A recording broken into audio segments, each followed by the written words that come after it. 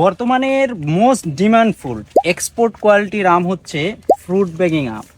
এটা Amrapali, fruit begging আরও বেশ কিছু হয়। তো আপনারা আমাদের কাছে কিন্তু এই আমগুলো ধারাবাহিকভাবে পেয়ে যাচ্ছেন।